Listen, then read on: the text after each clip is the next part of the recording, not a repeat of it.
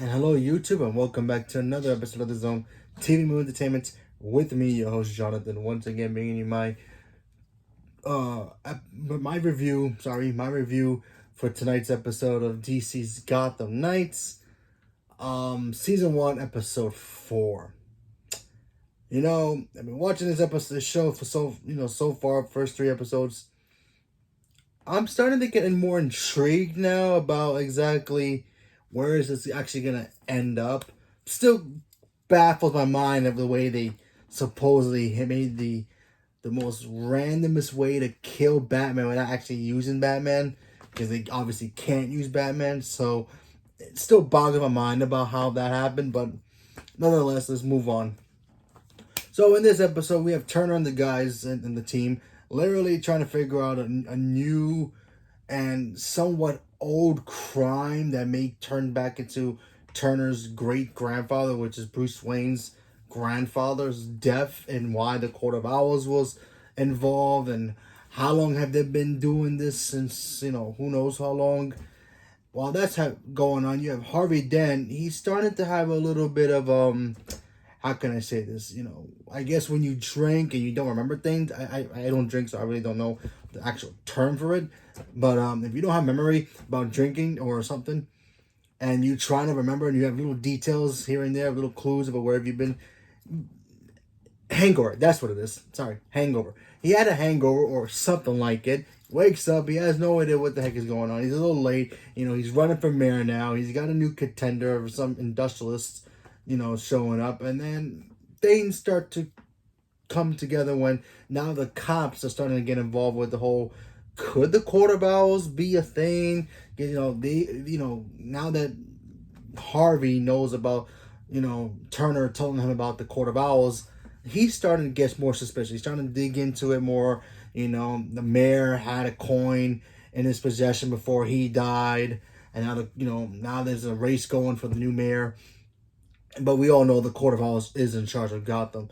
So Turner decides, hey, listen, we need some more information. We need to figure out, where does this crime lead back to? They have one of the weapons that that killed Bruce Wayne's lawyer, who was supposed to change his will, and it was supposed to be changed. And he got these special puncture wounds in his chest, and I guess it kind of made him crazy because it was spliced with something, kind of like maybe a nerve toxin to make him see things of delusional, and he killed himself. So they try to figure out what's going on, and then they find out about the will. Turner goes back to the mansion to question or ask his supposed guardian, the woman who's been with the Wayne family for years. A lot of people don't know, but Bruce Wayne also had a kind of a maid, or a maid kind of a person in his household. Also, they had her in the Batman Adam West show. So a lot of people don't remember that, but yeah, if you watch that show, you remember Alfred wasn't the only person there. So she was supposed to be taking care of Turner and be his guardian, I guess. She was the one who burned the will, and you can tell right away she's all sketchy and she's all Court of. You just see in her face she's Court of Owls. Then we get the big reveal that she is, obviously. Then the Court of Owls literally show up to the mansion thinking that they own the place, like they own the joint, which is crazy how they just walk to Bruce Wayne's mansion, the Wayne Manor. They literally just walk into Wayne Manor like they own the joint, and they tell Turner, hey man, listen, your father, he was sticking his nose in our business. We had to take him out. And, but if we sorry we tried to kill you. You were collateral damage. And your friends too, same thing. But listen, we can wipe all that off if you join us. Join the Court of Owls. Pledge your allegiance to us. We'll let you go. And of course, a Talon shows up. Turner starts running. Robin shows up, or Carrie Kelly, she shows up.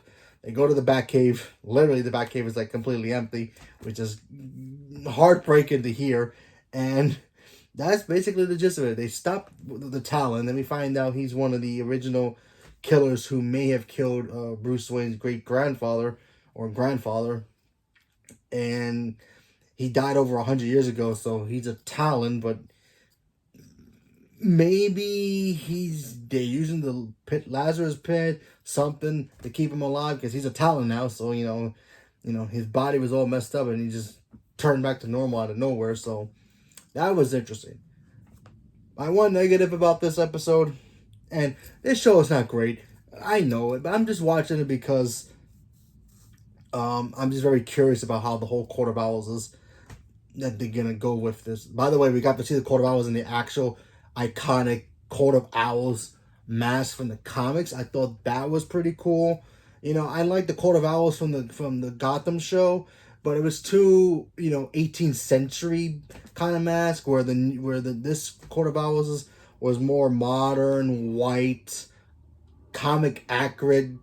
Look like you could make it out of Party City place, but still, it looked pretty cool. I thought it was pretty cool.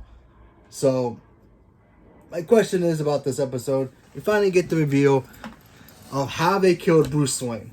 So, apparently, the woman who's supposed to be being the guardian of Turner, his, adopted son, she slipped Bruce Wayne something in his drink and it made him to the point where all his muscles don't work.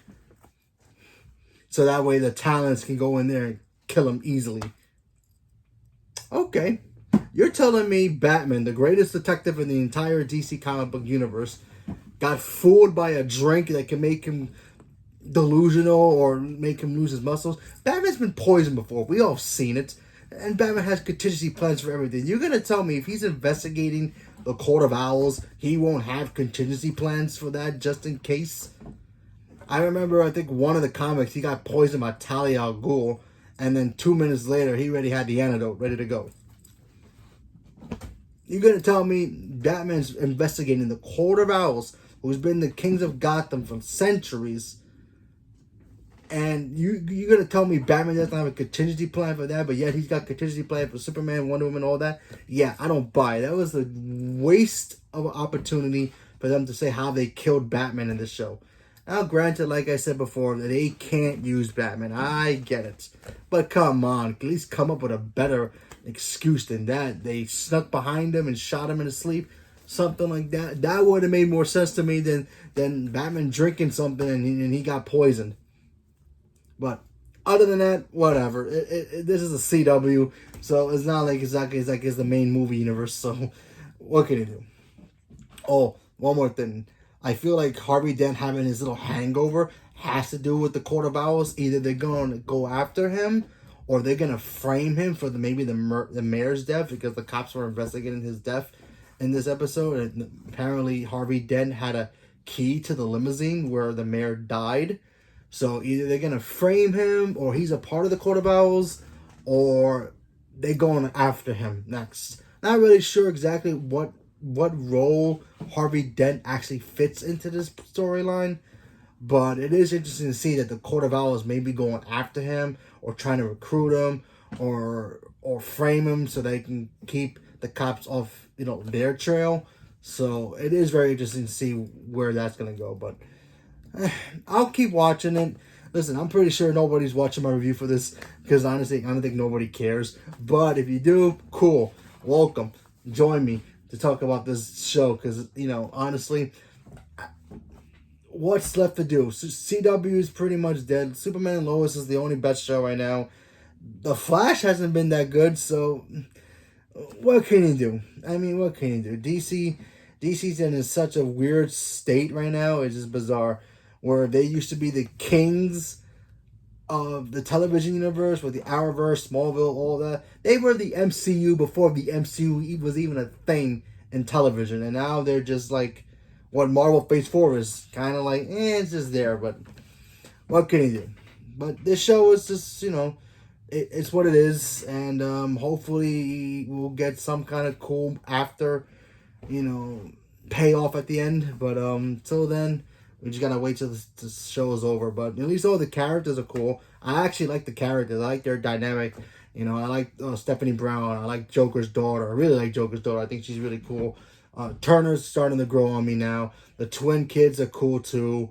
But and Harvey Dent's just Harvey Dent. But he's not really Harvey Dent. He's just attorney. That's all he is. But what can you do? So, leave me a comment below. Let me know what you guys thought about this episode. Stay tuned for more. Thank you very much. And have a good night.